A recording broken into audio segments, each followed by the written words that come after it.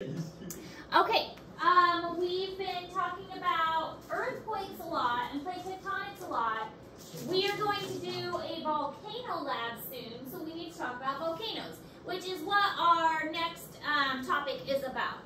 So before we can do the lab about volcanoes, we need to talk about volcanoes and how volcanoes work. So volcanoes are often, not always, but often a result of the Earth's crust and the plates interacting with each other. So magma, which is in the mantle section, is a mixture of melted minerals, crystals, dissolved gases, and water. The heat and the pressure from the surface of the Earth is, and then the core very heated, of course, is melting all of that together, and it is making it kind of this oozy, kind of liquidy, but it's not super liquidy. It's kind of a thicker, think of like a syrupy consistency. So magma is when it is under the earth crust. Lava is when it reaches the surface. So we don't call it lava until it actually reaches the surface.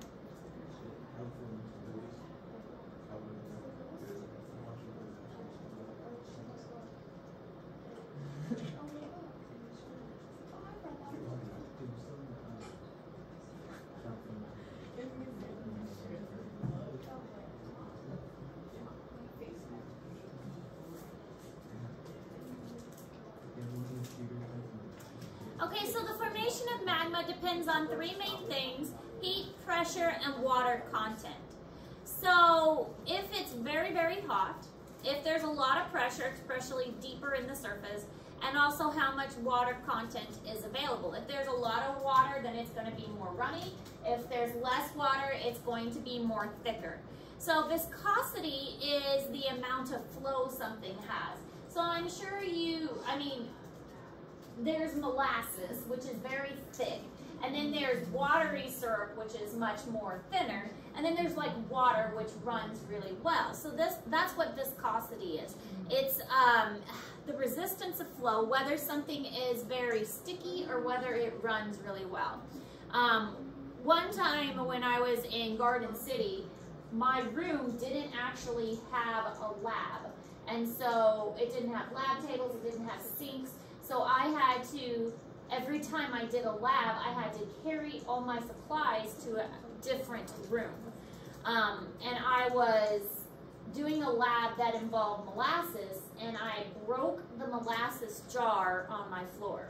So I learned a lot about viscosity, having to clean up a whole jar of molasses off my floor. So it was very thick and very sticky. It didn't run anywhere though, at least it stayed in a puddle.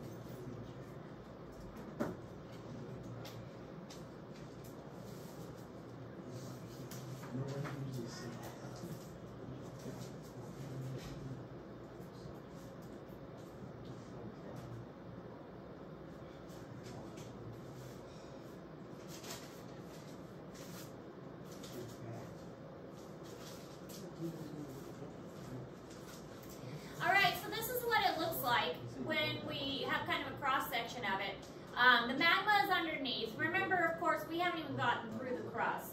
So a lot of this is kind of speculation. There are these pockets of areas that have magma that hasn't even gotten to the surface and has cooled underneath. Now, a lot of the rock formation that we've experienced, the cooling is different. If it is cooling underneath the surface, it's going to cool much slower, and so the rocks are going to have a different kind of formation. If it is cooling when it reaches the surface, it's going to cool much faster, and so that's going to have different types of crystallization. It's going to have maybe some air bubbles and things like that. So we're going to get different kinds of rocks formation depending on how it's cooled. Cooling under the surface, cooling slower, versus cooling at the surface, exposure to air, it's going to cool really fast. So this is in Google Classroom. This picture. Now, most volcanoes form along divergent and convergent plate boundaries. So the ones that are the like the mid-ocean ridges, or the ocean ridges, these are where you have these upheavals that the very, very hot magma is coming to the surface of the ocean, but it's being cooled very quickly, and the plates are being pushed apart, and new ocean floor is being created. So that is one place where you're going to see volcanic activity. These hydrothermal vents are a really great example of that. The other example is where the oceanic plates are going to interact with the continental plates, and they're going to dive down underneath, because the oceanic plates are less dense than the continental plates. This is going to create a lot of friction, but it's also going to cause these oceanic plates to start to dissolve and melt. As they dip down underneath, they're going to experience pressure and heat from that mantle, and they're going to start to dissolve and melt, and that is going to create friction and basically create these rings of volcano, and the magma is going to come to the surface. There are some places where the volcanoes form far from the plates. There are no plates in these areas, and these are called hot spots. It's just areas where the plate, for whatever reason, is kind of weak in that area, and the mantle underneath just reaches the surface, and you have volcanoes in these particular places. The Hawaiian Islands are actually a great example of this. That is a hot spot area. There's no plate coming together there. It's just an area that is a hot spot.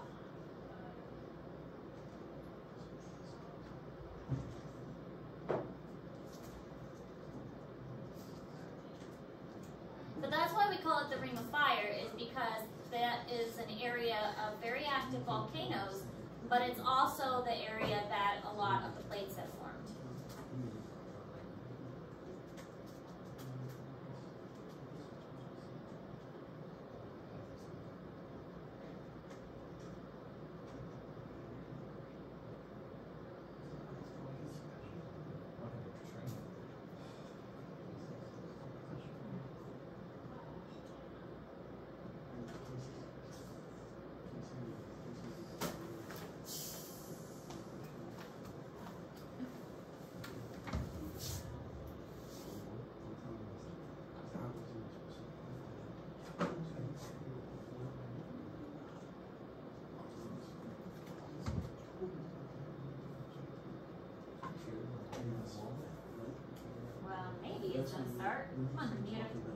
Everybody, of course, wants to know, with all the seismic activity along the Pacific coast, does this potentially mean that the big one is coming? Well, nobody knows for sure. We can't predict earthquakes, sadly. There's a lot of concern that this region is due for a big one, this part of Chile. Quakes in California and this was taking a long Chile time connected by the Ring of Fire. They're all along the Pacific. but it's really hard to draw a connection between ones that far apart. We'll talk about the Ring of Fire, specifically what that means to that entire area. What parts are affected, just so we know? Well, it's more of a horseshoe stretching from South America all the way to Alaska and down to Indonesia. And what you basically have is the Pacific Ocean's crust spreading out and smacking into the continents along the edges there. And where that happens, we have mountains and volcanoes and earthquakes. And so earthquakes are happening along here all the time. 90% of all earthquakes are along the Ring of Fire, which is the name from all the volcanoes, obviously. And 80% of the big ones happen along here. Now, 8.2, clearly a massive earthquake. By comparison, some of the worst quakes in California are down there in the 6s. But help us understand what would happen if an 8.2 earthquake hit Los Angeles or San Diego or San Francisco. Oh my, it would be horrific. Estimates in Los Angeles, for example, a 7.5 magnitude, which is less, right?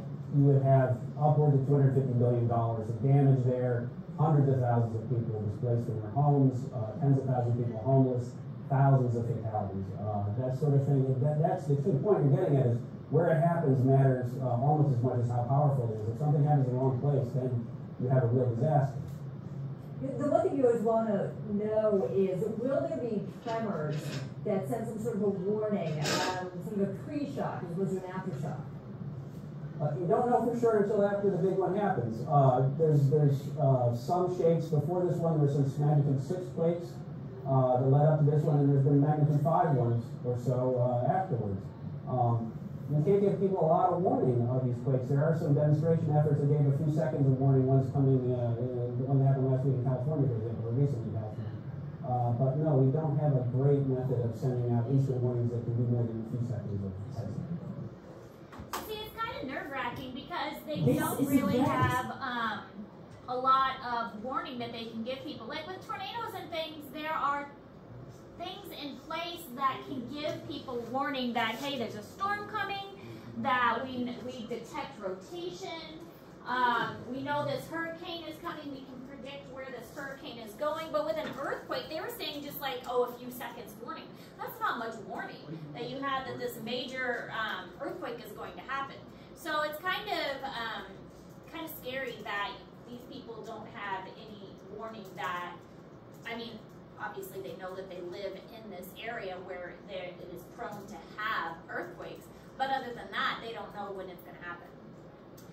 So interplate volcanoes is within the plate. So these are areas within a plate that are called hotspots, and it is not along a boundary, but it is places within the middle of a plate that could potentially have a volcano. This is where a mass of hotter than normal mantle material called mantle plumes rise toward the surface. There are more than 40 hotspots are known, and most have lasted for millions of years. Again, Hawaii is a great example of this. Hawaii is not along a boundary of a plate, but it is in the middle of a plate, and so it's an interplate volcano. What's interesting about Hawaii and why Hawaii is kind of strung out the way it is, the prediction is that Hawaii started as one volcano and it's over that original hotspot. But then because there is evidence that shows that the ocean plates move, that plates have been moving over that one hotspot. So as that ocean plate has moved over that hotspot, it has made the other Hawaiian islands. So the ocean floor has moved, and as the ocean floor moves over that hotspot, which stays in the same place, the other Hawaiian islands have been made because that hotspot keeps making volcanoes in that one area. So the ocean floor is moving, the hotspot is staying, and those other islands keep popping up as more volcanoes form. So kind of a neat idea. Makes kind of a chain of volcano or islands in that area. So Hawaiian islands have formed and the Pacific plate moves over the hotspot. And this shows what I was talking about. So the plate is moving, but the hotspot stays. So it makes a volcano, and then the plate moves, and as the plate moves, the hotspot stays. So an island forms, then the plate moves, and then an island forms, and then the plate moves, and then a new island forms. So you get this chain effect, and that's what the Hawaiian Islands are. The plate moving, the hotspot staying, and you get a chain of islands in that place. So there are 2 currently active volcanoes, Mauna Loa and, what does that one say? I can't say Hawaiian words. I can't say regular words half the time. Anyway, that one. Kilauea. Wow. Go with that. So as those 2 volcanoes erupt, they make more islands. Then the ocean plate will move, really gradually over, thousands of years, make 2 islands.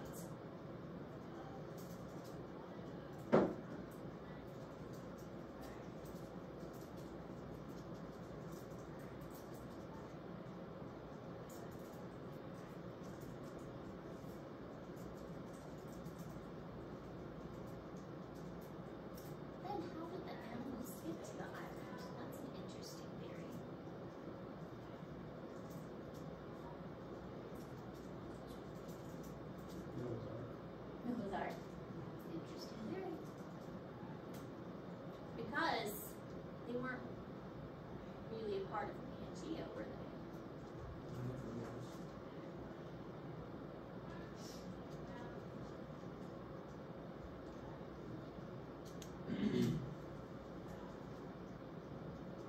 I mean, it's easy to see how the animals would get from one island to another. How did they get to the first island?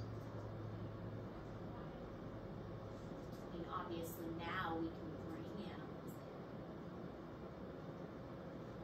there. Interesting.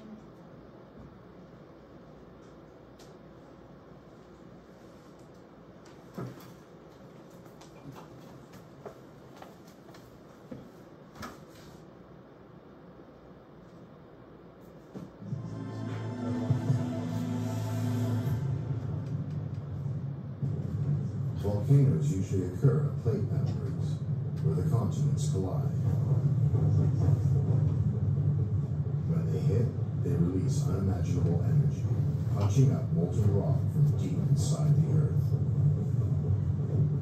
The Pacific Ring of Fire marks a whole series of these plate edges. It's got half the world's active volcanoes. Hawaii is more than 2,000 miles from the nearest collision zone. Beneath the ocean floor is a mysterious area of super hot liquid rock.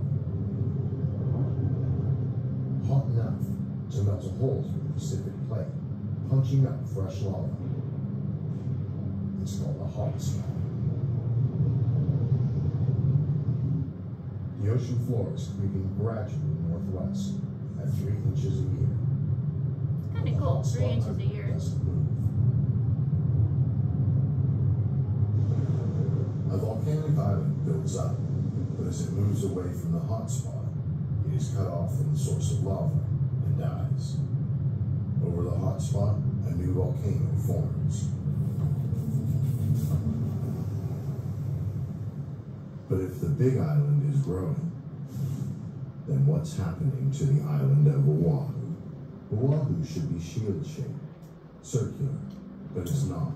It's long and thin. There's a chunk of it missing. All that's left are 1,000-foot-high cliffs. Because you can obviously tell that this isn't a shield volcano anymore, that there's something definitely missing from the spot. As the water turns the rock to soil, the cracks burn even deeper. A fatal weak spot develops. So let's climb on it. It all just lets go. This cliff is a crack 1,000 feet deep. Based on the shape of the water and the height of the cliffs, Lloyd estimates the land used to extend out from here for another 20 miles. All this used to be solid rock. And all that rock disappeared to the ocean below.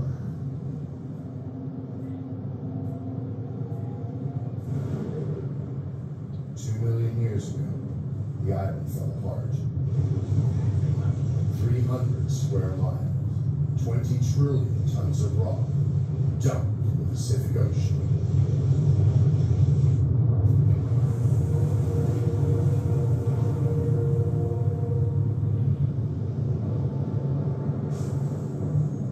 That's why Oahu has an unusual shape. The rock slide really has taken a bite out of the island. So makes you want to go live on an island, doesn't it? Yeah. Actually, I would love to visit Hawaii. Who wouldn't? All right, so this kind of just shows the different parts of a volcano, and this would be something you might see on a test.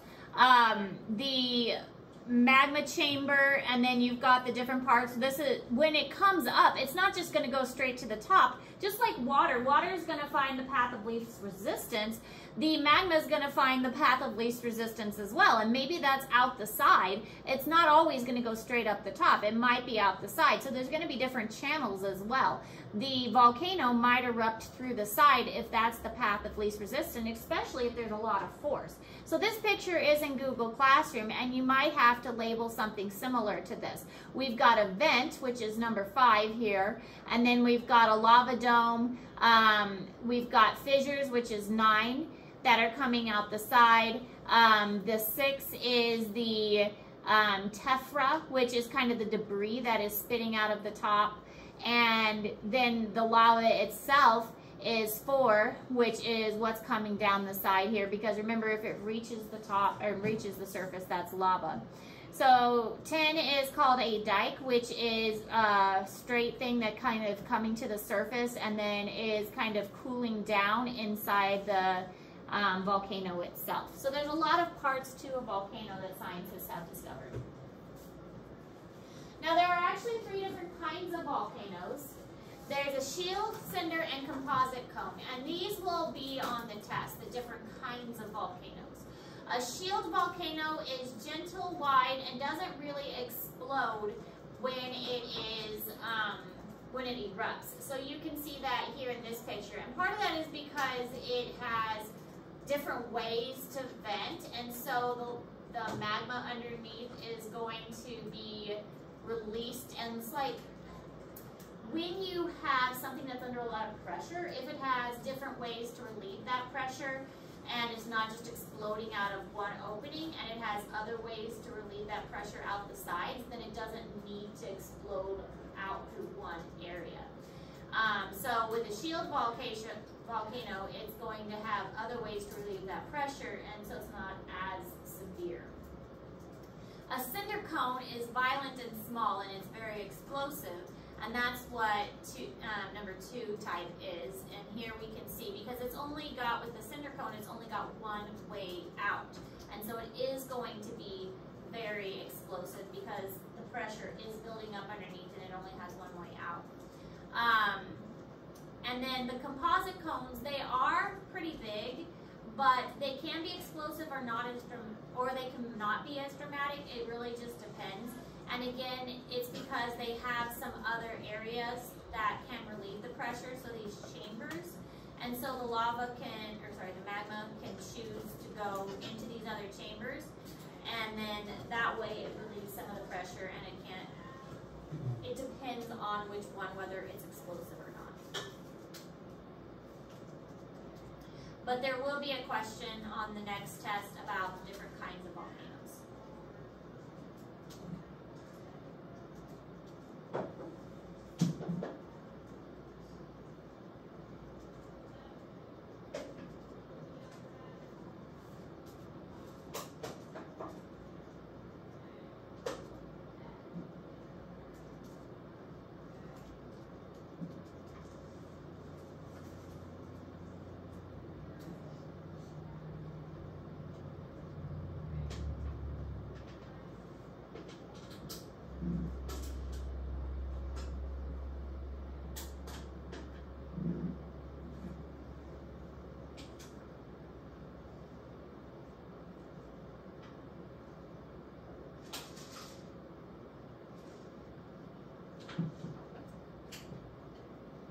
So with a shield volcano, the lava spreads out under the crust. A cinder cone, the pressure builds. It's basically just what I said. A cinder cone, the pressure builds up, and a composite cone, the larger tunnels, allows for the spreading of the magma. So again, not as much pressure. So it's basically what I said. It's just the way to think about it. The more pressure, the more it's going to build up underneath. So this shows how the different pictures look. This is in Google Classroom, so we have the more gentler one. Again, the more pressurized one, and then one that is not going to be quite as dramatic because we have the chambers that are inside. And this picture is in Google Classroom. So this is the cone volcano, where it is going to go straight up as well, and the more dramatic one, and you can definitely see the difference here. And this one is the composite cone, some examples of the composite cone. Cool eruption picture. And sometimes it can spit out the sides. All right, any questions about any of that? So, I believe the ocean exploration reading, that's what we're continuing today. Tomorrow we will work on starting on the lab to prepare for the lab. The lab will require me to go out and buy a few things. So we need to start on the lab tomorrow so that I can go buy the things I need. That way we will be prepared for the lab on Thursday. But today we're just continuing the ocean exploration reading because we just started that on Friday and we didn't have a whole lot of time to work on that. Any questions? All right.